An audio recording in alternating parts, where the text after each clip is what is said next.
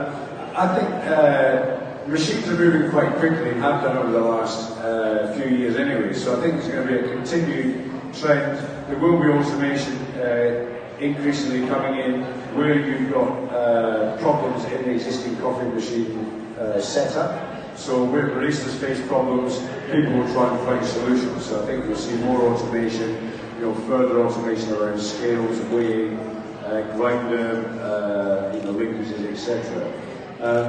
From a design point of view, I think probably we're going to increasingly see the design becoming lower as machines come more into the front counter. We will have more interaction with the barista, so there's more direct contact, so the machines are coming down, if you notice, getting lower and lower. And then I think there's continued developments towards different looking machines that differentiate differently, the opportunity to be more individual in their coffee shops.